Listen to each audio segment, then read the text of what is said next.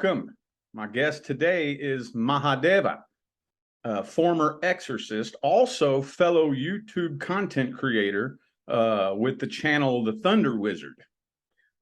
He is a former exorcist and has all kinds of really interesting stuff to talk about. I really don't even know how to, cram it into one little description. But anyway, Mahadeva, how are you doing? Thank you for joining me. I'm doing really well. Thank you for having me. It's an honor. Yeah, I'm really super fascinated with, I guess, the fact that you were a former exorcist. And from what I've gathered, that was a really long time ago, and you have grown and evolved, and you have, some very interesting perspectives and opinions on that. I guess, could we just start off with how you got into that and, where you are today? Sure. Well, I grew up in your typical born-again Christian, fundamentalist Christian home as a kid. I went to Baptist church, et cetera, et cetera, et cetera. And, I don't consciously remember having any interest in this. There was a funny interchange between me and my mother when I was 4 that she reminded me of. And if I thought about it, I actually remembered it. But we were in the kitchen and she was, joking around, and she said, "Oh, you little demon." And apparently I got very upset at that. And I said, "Don't you dare ever call me that ever again." And I'd never been to church or anything. I was 4 years old. And I remember at the time when it was happening, these words were coming out of my mouth like, I don't even know what she just said. But some part of me had this understanding. So I took that to mean that, this is something that was part of my path here on earth. So, I heard all of the same things that people heard in church, watching the movies about Jesus and all of that. That was really all that I knew about exorcism. I knew what to do because I heard people do it. You just say, "In Jesus' name, Satan, I command you." I knew that much. And so when I was, how old was I? I must have been 15.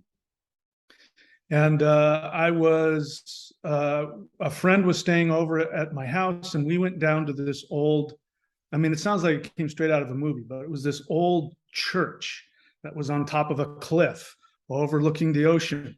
And it had been built in the 1920s, and it was really spooky and all that. And it turns out later, years later, had it been 5 or 10 years later, we find out that this church was built on top of an Indian burial ground. So there you go. So now you've got the perfect setup for your stereotypical horror movie.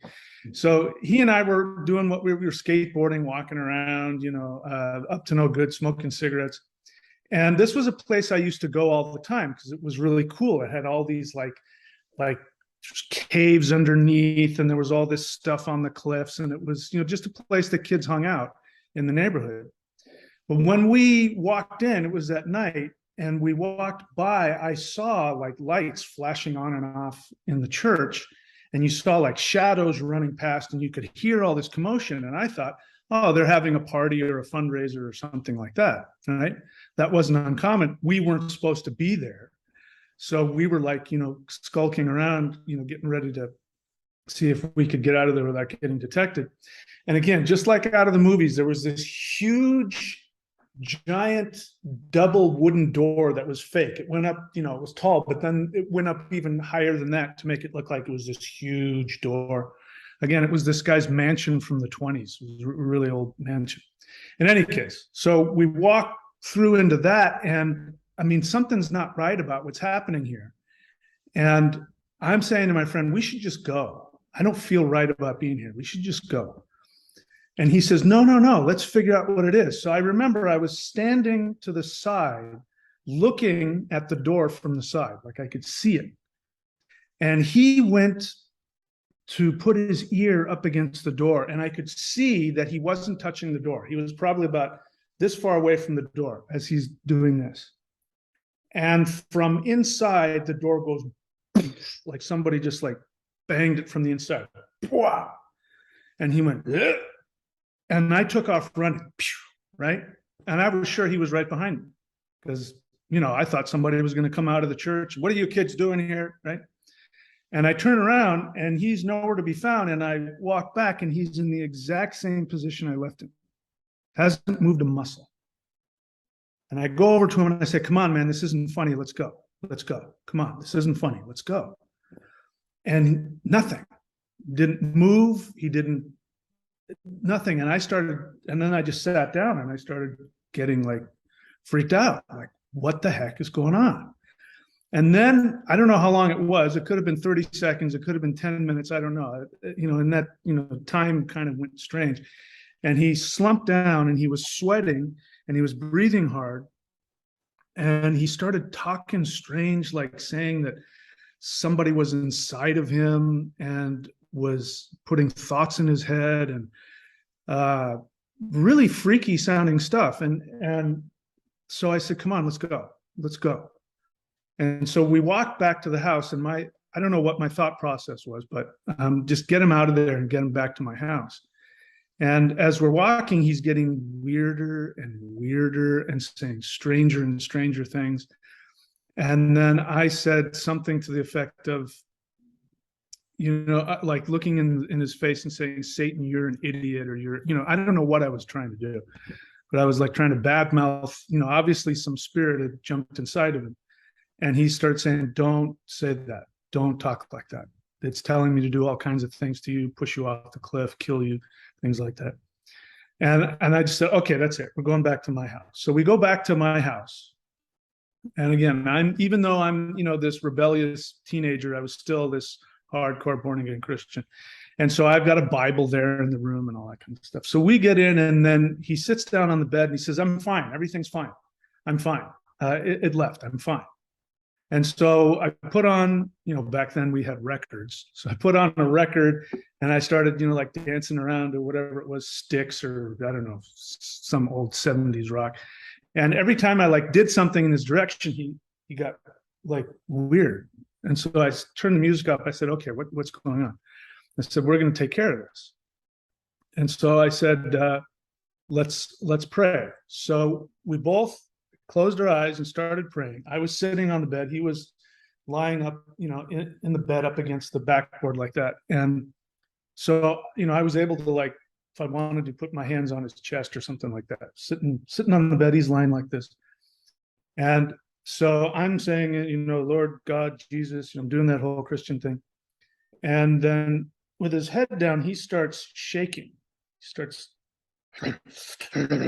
and making these growling noises, and I thought he was afraid. I thought the demon was frightening him. So I went to go put my hand on his chest to say to him, it's okay, it's just me, right? And as my hand came down towards his chest, he lifted his head up, and he was not the same person. His skin had completely changed to the color of this cup. Not like it was pale, like it had completely changed to a completely different substance. It was white as white can be. Where his eyes was just red, not bloodshot, just absolutely, completely red. And he was going, it was like, wah, wah. So out of instinct, I put my hand on his chest and I started doing what they did in the Bible, in Jesus' name, Satan, I command you. And then whatever it was looking past me, like past my shoulder at whatever was behind me. Apparently there was somebody else in the room that we couldn't see. And he was frightened of that, whatever that being was. And he's trying to get away from my hand, like he's desperately trying, like my hand is burning him or something. So I don't know how long this went on. In Jesus' name, Satan, blah, blah, blah. And I'm looking through you into the eyes of the demon inside of you. Blah, blah, blah. And so then he slumps back down. And his breathing goes back to normal. And then he raises his head up and he's normal again. And then a really strange thing happened. We both started laughing hysterically because it was such a relief. I think whatever was going on is whatever higher beings were there were just getting rid of the heavy nature of it all. So we laughed and felt really good. And then I asked him what happened. And he said, he explained what happened, that something jumped inside of him at the church and was telling him all kinds of strange things to do, and telling him to do all these horrible things to himself or to me. And then he said, when you started praying, I started going backwards down this cave, and backwards. I started flowing backwards and backwards and backwards. And when I woke up, I was in this like dark cave, and there was like water down in there, and way up at the top there was this light, and I could hear you praying. And then all of a sudden I was back up, and I came back up, and when I opened my eyes, you were there, and we left. And so I had, what I'm about to say shouldn't frighten anybody. I can explain later what it all means, but I had remembered what it said in the Bible when Jesus cast out demons. He says when a demon is cast out, the demon comes back to his home, which is the person's body, and finds it swept clean. So he goes out into the wilderness and finds 7 other spirits stronger than himself, comes back 10 days later. I don't know why they said that. 10 days later, and then the last state of the man is worse than the first, right? So I told him, you've got to start praying. You've got to start going to church. Otherwise, the demon's going to come back in 10 days. And he didn't do those things. And sure enough, 10 days later, he was walking around his house, and he was afraid, and something grabbed him by the neck and picked him up and put him like up against the wall, like his feet weren't touching the ground, and then dropped him. So that was my first experience with exorcism. And looking back on it, I should have been scared out of my mind. I should have not known what to do, but I just instinctively reacted, and it seemed totally natural to me. It didn't frighten me all that much.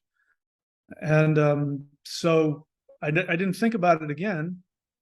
I went through some rebellious teenage years, drugs and alcohol, et cetera, et cetera. And then I got religion again.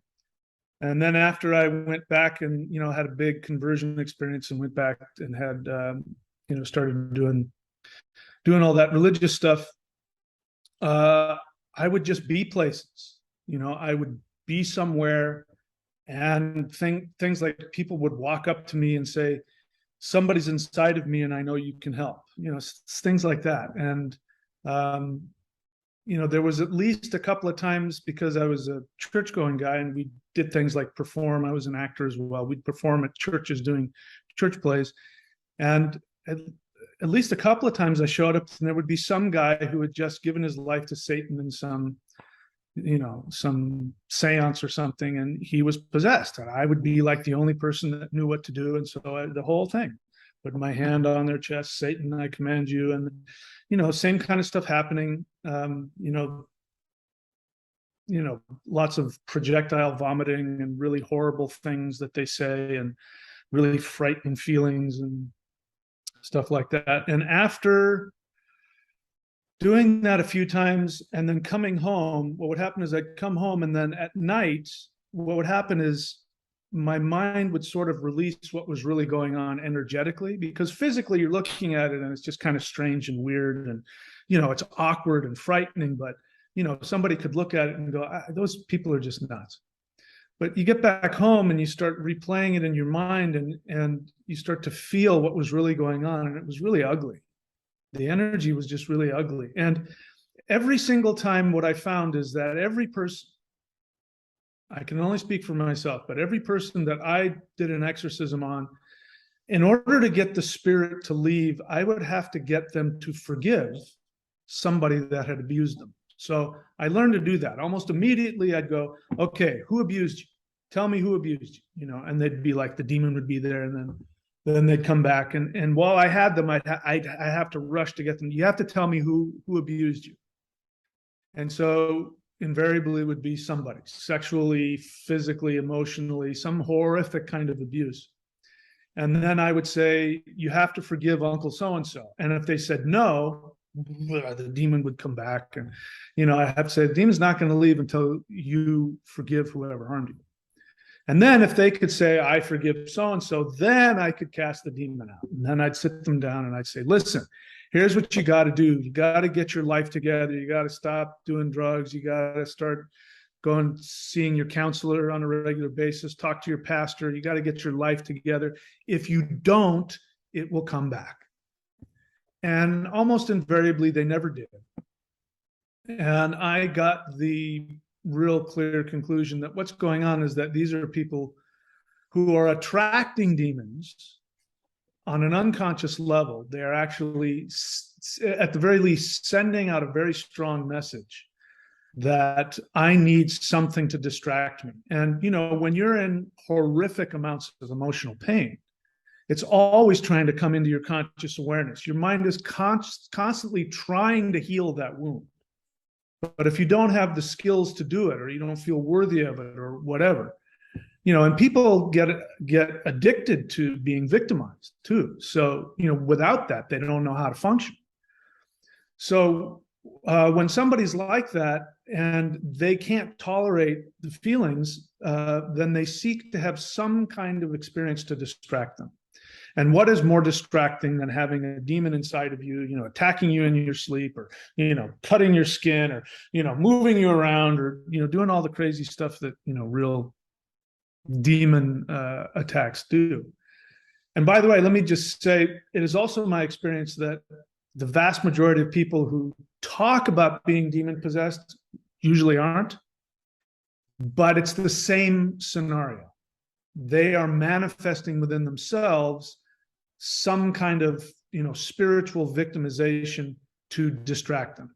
People who are really possessed, that kind of stuff, when you see it and experience it, you're like, okay, this isn't somebody with mental problems. I mean, they have mental problems, but this is a real thing that's happening here. So I decided to stop doing that, because I realized that what these people needed was therapy more than exorcism, and it was just too taxing on me. And so I said, I'm not doing this anymore. And so anybody watching doesn't know me, you might think I'm a born-again Christian. I'm not anymore. I've walked away from Christianity. It was my personal choice. People have the right to have whatever beliefs that they want, so I don't judge anybody for what their particular religion of choice is. I've walked away from Christianity. But one of the first things that happened when I did that was that I ran into, I was looking to start training in martial arts, and I was in my mid-20s. And I was thinking about, which martial art, because I didn't want to do a violent one. My whole thing was that I was actually a very angry person.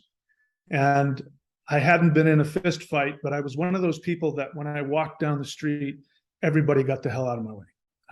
I scared the hell out of everybody. I was so angry. And it was just coming off of me in waves. And so I also knew that what used to happen to me when I was a little kid, because I was the shortest kid in school, so I always got picked on. All the bigger kids always picked on me. And I had an older, physically abusive brother, so I had a hair trigger. And what would happen is this is what happens when you're the shortest kid in school. The big kids come up and pick fights with you. And what would happen is I would black out. I'm like 10, 11 years old, 12 years old. I'd black out, and then I'd come to, and there'd be some kid on the ground, and I'd look, and my fists were red, and I'm like, what happened? And I would find out really quickly that what was happening is that I was blacking out and, pummeling the crap out of whoever it was. Just a really not an accurate reaction to what was happening. It was something really up with me. So as I got older, and then luckily for me, this is a good thing. Kids started growing before me, and I was like the toughest kid in school, even though I was a little kid. And then I started getting beat up by the kids who were going through puberty. And I said, wow, this doesn't feel good. I'm going to stop fighting. So I stopped fighting because I didn't like getting beat up. And but then when I got to be, 18, 19, 20 years old, all of that anger started coming up. And I knew, if I black out this time, it's not going to be a little kid on the ground, with a bruised face. He's going to be dead.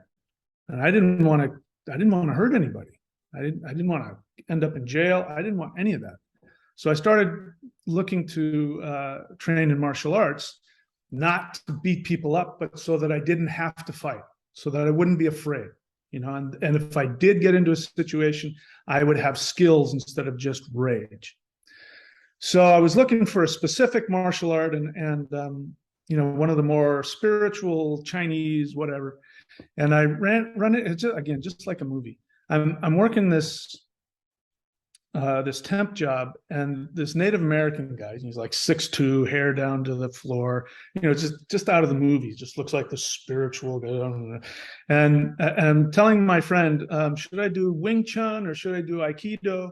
And he looks and he says, are you looking to train in a martial art? And I said, yeah. And he said, what are you looking for? And I told him I was looking for something more spiritual. And he says, come to this class. And he gave me a date and a time. And I said, okay. Now I had some training, so I wanted to know what it was. And I said, what is it? He says, just come to the class, you'll see. I said, no, tell me. I mean, do you guys, what happens with this? And whatever he said just didn't make any sense. I'm like, okay. He says, just trust me, just come to the class, see what they're doing, and we'll take it from there. Now, it turns out it was one of this invite only thing. You couldn't get in unless you were invited by one of the students or by the teacher. And it was a secret thing. You couldn't tell anybody about it. I can't make this stuff up. So I show up, and there's my tall Native American friend and this little Japanese guy who's even shorter than me. He's probably 5'6" or something. And they're both doing what looks like this tap dance. And I was lifting a lot of weights back then. So I walk in and I'm trying not to laugh because it's like, it looks so silly. I had been, invited there. I didn't want to be rude. So anyway, they start showing me these weird postures and things like that. And I'm trying to get my elbows to touch, and I couldn't because my chest was so, and I'm trying to get in these weird Chinese postures. And then they start telling me that this is about fighting demons. This isn't about fighting humans. It's about fighting demons. Now, if you looked at it, it would look like one of those weird Chinese kung fu things, For those of us, if you're a Western martial artist, you look at it, you go, I don't know what the hell they're doing. But they're dancing around doing some weird kung fu thing. And I'm trying to do these postures in it. And at the end of the class, this little Japanese guy, says, okay, let's get around. Now we're going to do practical applications. And he starts talking about it. And he starts talking about these guys who have this ability to fight demons with their bare hands, and how if you practice this kind of stuff, you can, go out of your body. And he starts talking about all this crazy stuff. And I'm only like 3 or 4 years out of Christianity at this point. And I'm like, what the hell have I just gotten myself into? And I still have that old Christian thing in my mind that says anybody that has spiritual power that doesn't confess Jesus is demonic. And so I don't know what the hell is happening here. And so he walks up to me and he says, I'm going to show you what this is about. First, he does a bunch of applications on the other students, which didn't look real. Like he barely tapped them, and they'd like fall to the ground. And you hear him just barely touch somebody, but you hear this loud thud or this smack. And it was just like, what am I watching here? So he comes up to me, he says, I'm going to show you what this is. And he's talking about energy, internal energy. And what we're doing is we're creating all this energy in our body. And he starts doing this, literally this, in the air. And like, I'm standing here, my chest is here, and he's making his way over to my chest, and he's doing it in the air. So he's letting me see that he's not winding up and he's going to crack me really hard. He's saying, I'm just going to do this. Right. And before that, he had said, here, grab onto my elbow. And he says, I'm going to do this to this guy. So I was holding his elbow, and he, taps the guy, and you hear this thud, and the guy falls to one knee. And he says, did I tense up? I said, no. Did you feel me hit him hard? I said, no, you weren't doing anything. He says, yeah, it's just energy. So he gets to me and he goes like this. And he taps me, thud. And I feel this explosion inside of me. And it felt like somebody had screamed at my soul. I don't know how else to explain it. And I felt my soul jump out of my body for half a second. And it was You can imagine. And it physically hurt. Like if he had wanted to, he could have, crushed my ribs. I mean, he could have just devastated me. And he was obvious that he was just doing a little bit of the energy. And so I had a really good poker face because I had an older brother that used to beat the crap out of me. And if you showed pain or cried, he'd hit you harder. So I learned a long time ago not to do anything. So he thuds me with that. And I do my poker face thing. And I'm like, holy crap. And he goes, like, he thinks he didn't hit me hard enough. So he goes, here, let me show you again. Hits me again. This time it's harder. Ugh, my soul jumps out of my body. I want to run out of there screaming. And I still got the poker face. So he goes, okay, here, let me show you once again. And I almost ran out of there. I mean, I felt like a little girl. I almost ran out of there screaming. I could have picked this guy up and thrown him across the room, and I knew that there was nothing I could do. If this guy wanted to, whatever he wanted to do, there was nothing I was going to do to stop it. Not a damn thing. And he hit me one last time, and I couldn't, hide it. And he goes, oh, there, you see what that feels like? But what was interesting is that he says, because my intention is healing, this energy is healing me. And it did. It would like go through my whole body, and you could feel all the energy meridians and chakras opening up, and you could feel all this energy. And so I was hooked. I had to do it. And I was big, and I was stiff, and I knew I was going to have to drop some weight to be able to do it. But I said, if that little Japanese guy can do this, I can do it. And I don't know why. It's just something I've always had in me, and I think it's been a really helpful thing to know that if somebody else can do it, I can do it. And so I did. I committed myself to learning that, and sure enough, I learned a lot about energy and demons. And now, like now, I would never go to one of those ghost hunting things, not because of anything other than if I went, the ghosts would leave. They wouldn't hang out. Because you create an energy in you that's at a vibration that they can't handle. And demons really are, I'm not going to get too deep into it, but basic bottom line is that demons are always associated with negative human emotions. Their names, like when I was doing exorcisms, and I would say, one of the ways you would do is you would get the demon to give you their name, because then you'd have control over them. So I'd say, in Jesus' name, I command you to tell me your name. And their name would always be an emotion: greed, sadness, lust, anger, rage. It would never be, Beelzebub, or it would never be anything like that. It would be an emotion every single time. And so what I learned was that operating at those higher levels was a place where you could be at a level of peace, and that higher vibration is really what frightens the demons away. And so again, we circle back to what I learned, decades earlier, or a decade or so earlier, which was that what people really need if they're being attacked by negative entities is they need to go work through those feelings. They need to feel them. They need to, first and foremost, learn to love themselves. Because if you truly love yourself, you won't allow anybody to abuse you. You won't do it. You just won't. You won't volunteer. And in order for a negative entity to harm somebody, you've got to volunteer for that, even if it's on an unconscious level, even if you have no idea that that's what you're doing. But that's what has to happen. But if you learn to value yourself, when you see that you are infinite, that you are God, that you are Jesus, you are Buddha, whatever your particular background is.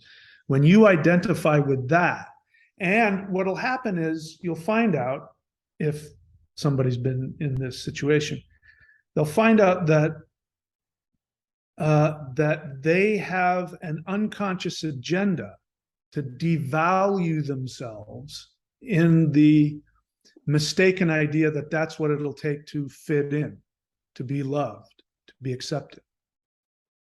And so that's why it's so challenging for people to love themselves, and why people do. You would say, why would somebody, want to ask for some spirit to come and abuse them? Well, it's because it's painful. Because if you've been devalued in your life and you start to love yourself, the first thing that's going to happen is you will feel the pain of the rejection that caused you to want to devalue yourself to begin with.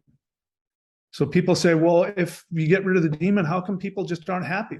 Well, because now they have to really face the fact that they've been trained to devalue themselves in the hopes of getting love from their abusive parents, hope from getting love from a devaluing society that only loves you for what you look like or how much money you have or how famous you are. And when you realize that when it's your connection to the infinite, the only thing that gives you validity is the fact that you exist. And there's nothing you can do beyond that. There's nothing you can do, nothing you can say, nothing you can think. Nothing at all will ever give you more value in the universe than just the fact that you are a conscious being. And that sounds great, except that we've been trained to get our acceptance based on what we do. Even if it's being a good person or being a spiritual guru or being a nurse, or even people who say, no, I'm just here to help others. Well, that's where you get your worth.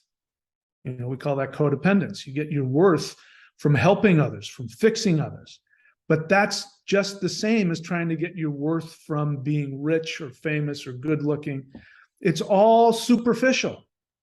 None of those things give us value. And so the most challenging thing for human beings in 3D to do is to really just be with ourselves and love ourselves. There's nothing. This is why the spiritual masters who live in caves in the Himalayas, they just wear diapers and the only thing they own is a walking stick, and that's it. But we revere them as extremely spirituals because when you ask them, they will know, yeah, I have the bliss of existence within myself. I'm one with everything. I don't need anything. I don't need a house. I don't need money. I've got everything that I need. So that was a really long answer to your question. Like I said, you get me started on a subject, it's hard to shut me up. But no, that's totally cool. Like I said, I kind of prefer that. I did have a question because, like I said before, I started recording. It's something that I've been dealing with and working through. I'm not nearly as knowledgeable as you, so I'm not making a claim one way or the other. But I do really feel like I have had some serious attachments, like serious. And for the past few years, I've been working through a lot of it, but I still have a little bit of something that lives in me that can still take control of my emotions and my vibrational state. And one of the things that I'm curious about, because like I said, personally, I was born into an abusive situation that was ugly. What if you don't really remember all of the trauma? How you said, you ask who hurt you. And like for me, I know that it was abusive, but the majority of that abuse I buried and I don't really remember it. Do you know how to go about maybe dealing with that or approaching that? Well, first off, I'd like to say I don't think it's necessary to have, again, we're getting into perfectionism. That's part of self-devaluation, is being a perfectionist. So we're being a little perfectionist here about, trying to remember every single, of course, you're not going to remember everything.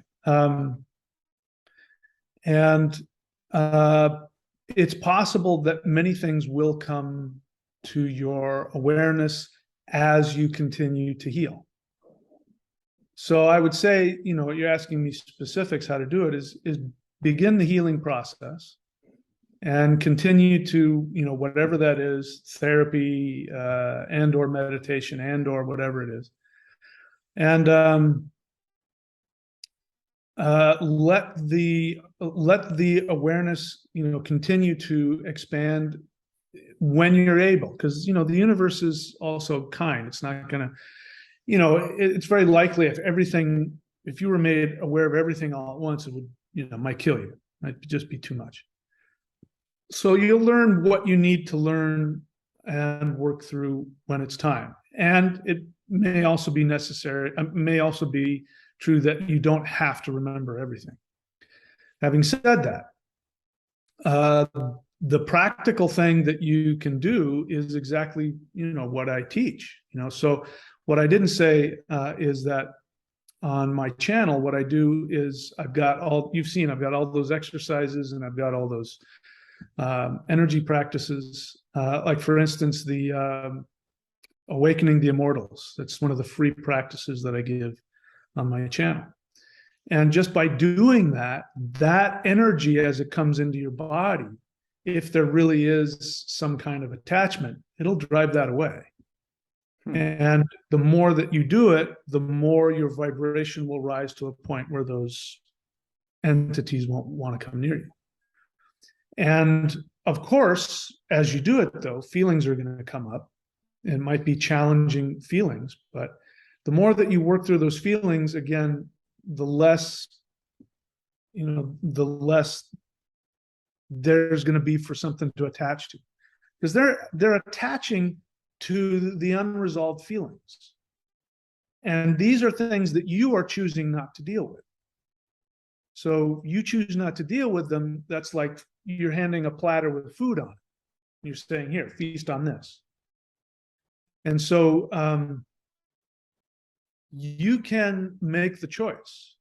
Again, I used to do exorcisms and I'd get rid of the demons. They'd leave, but the internal programming would bring them back. So the thing to do is to change the internal programming. You do the exercises, you continue, going to therapy, doing whatever the work is that you're doing, and there won't be anything for the demon to come home to. Even that Christian verse was accurate. When the demon leaves, comes back, it finds its home swept clean, meaning doors locked, you can't come in. And so you do have power. And you also have power when it's happening. So for instance, the way I heard you say it was, and you can correct me, but the way I heard you say it, I remember it was that it takes away your ability to handle your emotions or your responses or something like that. Yeah, pretty much. So I would change the language of that first and foremost. You still are making all of the decisions. It feels like something's taking over you. But what's really happening is you're giving your power over to something else so you can say that. I can't help it. And I mean, it's interesting. I almost never share that story of as a little kid blacking out and beating up other little kids, because it's, I mean, imagine me telling that on a first date. She'd be like, I don't think I want to date you. It's not something I'm proud of. It's not something that but the truth is that, that I was dissociating, but that's because I didn't want to handle the intense amount of rage that was inside of me. It was a choice I was making. At some point, we make the choice. So you feel like you don't have control, but the truth is that on some level you do. And instead of telling yourself you don't, you say, no, I have control over this. I choose to act. And I've got a definition for enlightenment. People ask me all the time about enlightenment. And they ask me about all kinds of other things. I also, like you, I saw some of your channel. You got some really great videos on how to create the life that you want. And I really agreed with what you were saying, at least in the video I was watching. And so people ask me, how do I get over my fear? And I said, when did I ever say you were supposed to get over anything? I've never once said you have to change your feelings. Never. The only thing I say is you change your actions. So the definition of enlightenment isn't that you reach this state of perfection where you have no problems and everything is beautiful and I am full of bliss all the time. No, that's not enlightenment. That's being high, and anybody can do that. And everybody's perfect when all of the chemicals are aligned. There's nobody that's, everybody can be perfect then. It's when you don't feel good. It's when you're pissed off, angry, afraid, lonely, scared, whatever it is. That's the time that you need to be enlightened. And enlightenment is knowing what the constructive action is, regardless of how you feel. Everything in you tells you to jump off a cliff, throw a hammer through a window, whatever.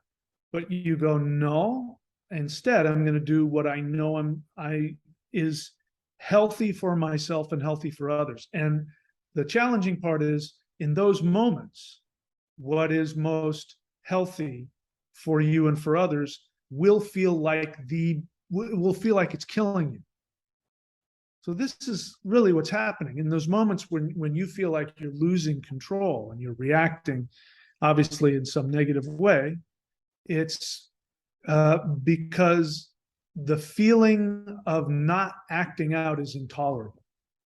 Worse than that, for instance, like I don't like small talk.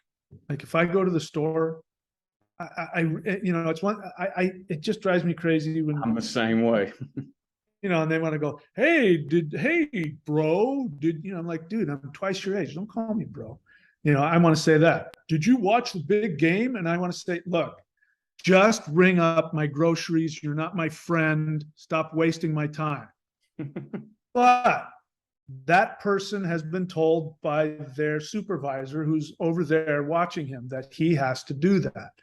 Somehow they learned that, people are insecure, and if you pretend to be their friends, they'll buy more groceries or something. I don't know. So everything in me wants to do that, wants to tell them hey, just put the groceries and instead I go, oh no, I haven't. Did you? I say the exact opposite, and I hate doing it. But that's the kind thing to do. That's the constructive thing to do. And so I do the thing that is most difficult. Now, for some people, like, and again, for me, like if I was out in public, still to this day, if I was out in public and somebody gave me the stink eye, or if somebody bumped into me, and I'm getting too old to do this now, but if that happens, my instinct is to get in their face and to scare them, because I learned how to do that when I was young. That's the overwhelming desire comes up in me to do that. And it feels like it's killing me if I don't, because it reminds me of my older brother who used to beat the crap out of me and intimidate me and all that. And so to be weak and allow somebody to do that is just intolerable. That feeling like somebody's dominating me, I can't tolerate it. But, the thing to do is to do the exact opposite. And so you say, hey, I'm sorry. Hey, if I did something to upset you, I'm really sorry. I hope you have a beautiful day. You smile. You act as though you're this loving, kind person who isn't insecure. And then you go home and you go, oh man, what I should have said to that guy was. That's enlightenment. Enlightenment has very little to do with feeling peaceful or happy. It has everything to do with having the awareness of knowing what to do and then having the strength to act on it. You learned that about your success. You laid it out very clearly. You made an intention. You were going to make six figures, and you just did whatever the hell you had to do to make that happen. You didn't let anything get in your way. And so that would be my suggestion to you. Those times when it comes up and you feel like you don't have any, even if I give you the benefit of the doubt and there is some force that's doing that, you have the power to say, I'm not going to do that. You have the power. And, what Christianity didn't teach me was that just because I am a living, breathing, conscious being, I have the power to defeat any negative spirit, any demon. And that's true of any human being alive. It is the light within us. And that light is infinity. And I don't have more infinity in me than you do. You have the same amount of infinity as I do. So, one of the things I tell my students is imagine what I would do in that situation. Or I can say, you can even call on my energy and let me do it for you. Of course, that's not happening. Let me be clear. It's something that helps us disengage from our own program. So you could imagine, well, what would Mahadeva do if you felt this negative energy? I mean, I would look it in the face and I'd say, I'm going to tear you apart. You're mine. You're my bitch. I own you. So because I know that the spirit inside of me is more powerful than any negative entity because they're limited. I'm not, because I'm human. Because I know that, and they know I know that, they don't come anywhere near me. I had my ex-wife. She was a petite woman, and because of her history, she knew how to go out in public. She knew how to, without looking anything, she would just adopt this attitude that nobody's going to touch me.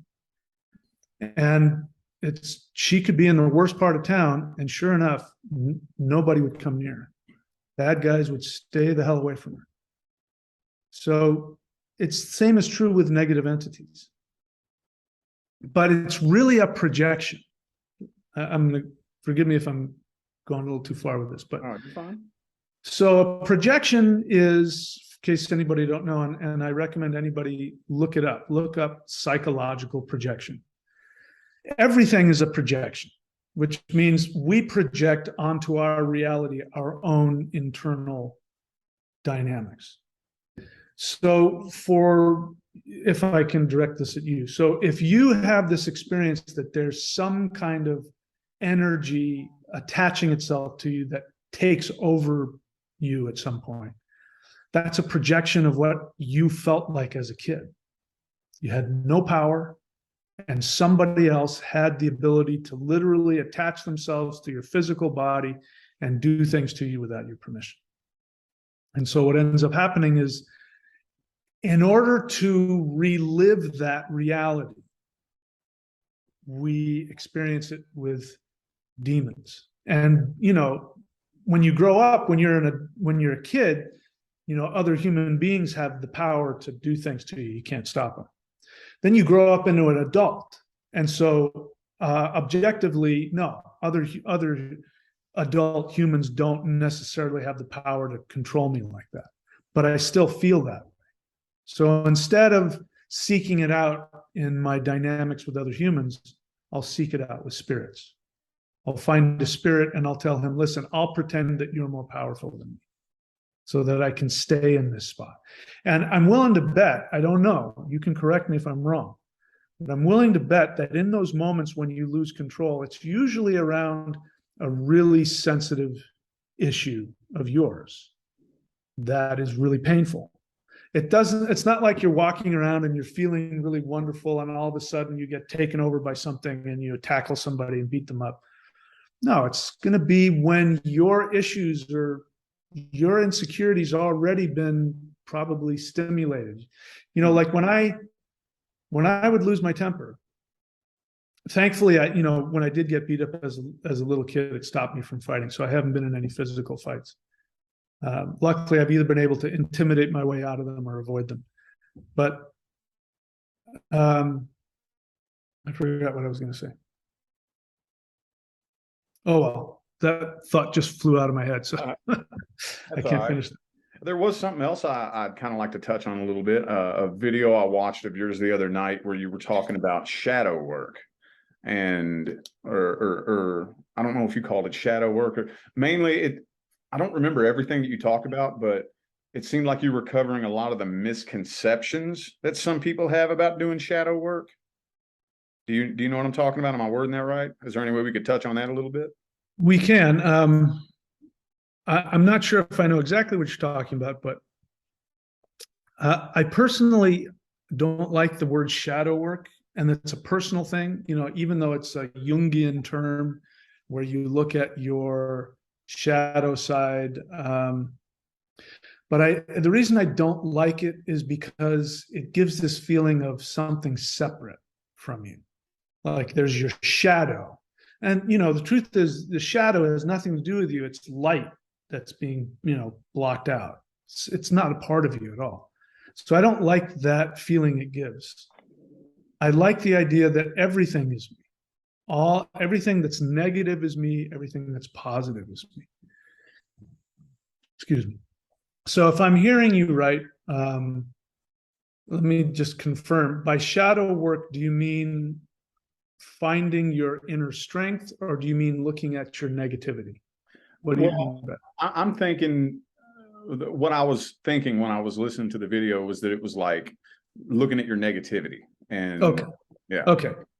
Yeah. So yeah, the truth is negativity and positivity are two sides of the same coin. So just to give you an example, I'm going to use a really, really horrific example, but it's true.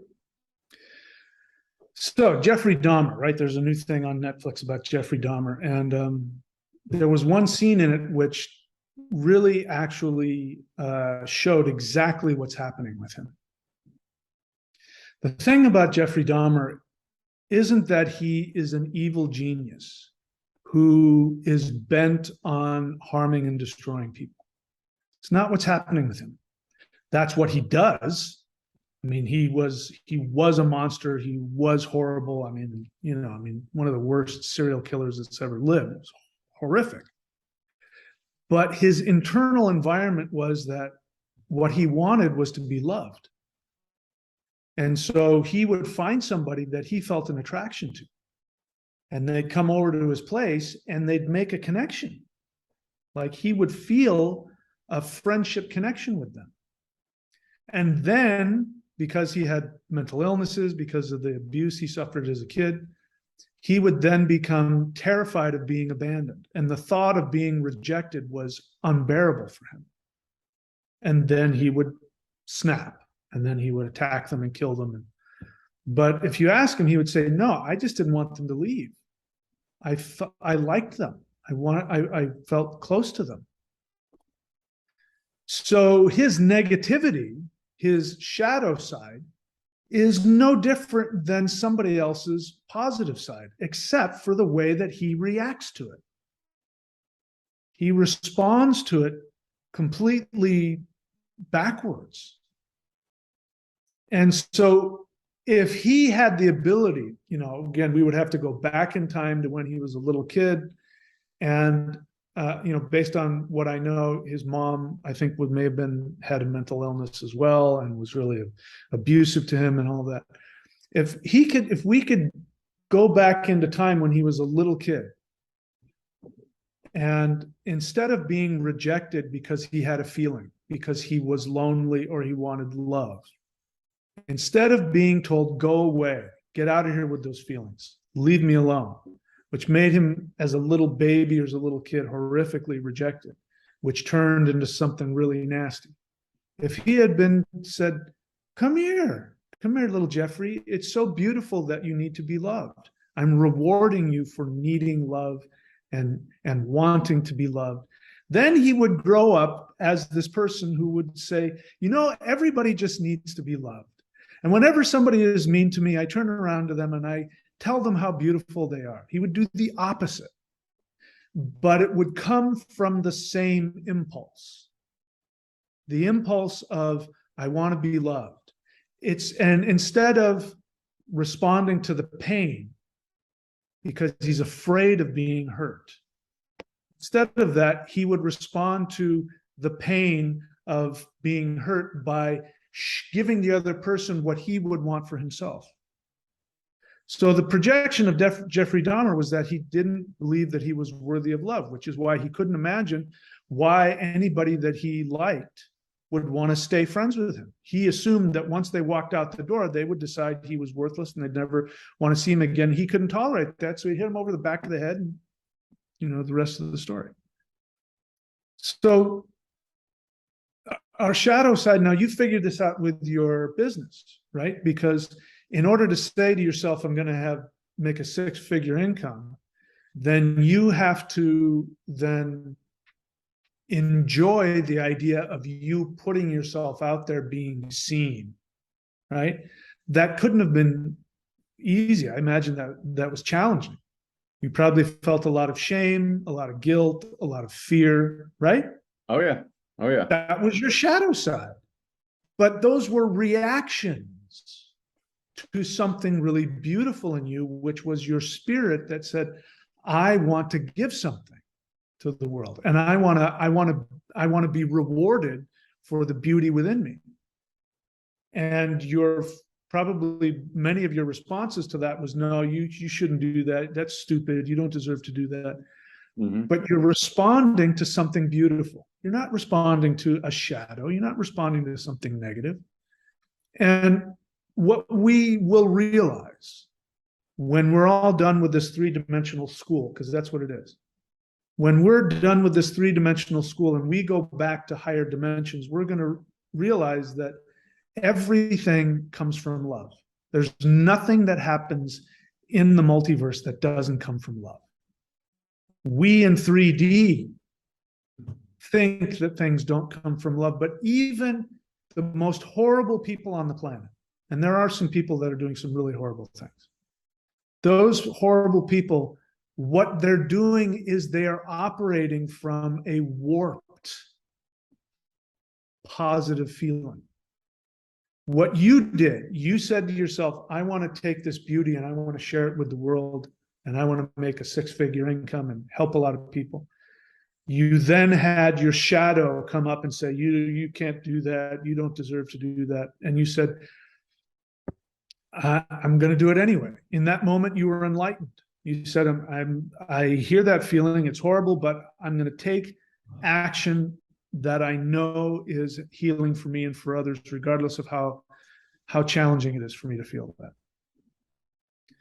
And when we're out of this dimension, we don't bump into that. There's just this feeling of love that comes out. And so this 3D reality is really about learning what you've already learned, which is, I know the beauty within me, and I'm going to act on that regardless of how I feel. And it would be extremely, extremely difficult, but it wouldn't be impossible for Jeffrey Dahmer to have, when he felt like he really connected with somebody and they were going to leave, and everything in him said, I have to crack him over the head and keep them here, he would instead do the opposite and say, nope, I wouldn't want that. I want to give something happy to this person. I'm going to let them leave. That would have been the kindest thing he could have done. He could have chosen to do that in any and every moment of his being. But we lie to ourselves when we say we don't have the power. When we say I'm a victim, that I can't do that. I couldn't stop myself. Those are lies. Those are lies we tell ourselves in order to avoid the pain that's associated with really being one with our light side, instead of the shadow side. Anyway, it's getting a little convoluted, but I think you understand. Yeah, that's awesome. I'm sure after I post this, there will probably be people who want to reach out to you with questions. Would you be okay with that? Yeah, they can go to my channel, the thunderwizard.com YouTube channel. And yeah, it's spelled Thunderwizard, DOTCOM. And they can leave questions on any of the video comments, that I encourage that, people leaving questions, because I'll make videos on the questions people leave. And then on that YouTube site, there are, you see on the side, there's all those links, so they can find me, they can find my services, and, if they want a session with me, or if they want to take one of my courses, they'll have access to all those if they go visit the channel. Awesome. I will definitely. But they can't, I guess I can just give you a quick one. If somebody just wants to go and see my teaching channel, they can go to thunderwizard.com. Okay, cool. I will link all that in the description of the video. Before we wrap it up, would there maybe be a last positive message you would want to leave for the viewers? Maybe anybody that is worried about struggling with some of these things? Well, my positive message is that you can do it. That you can do and be anything you want, and you can overcome any challenge. If you've been incarnated in this physical world, it means that you have the ability.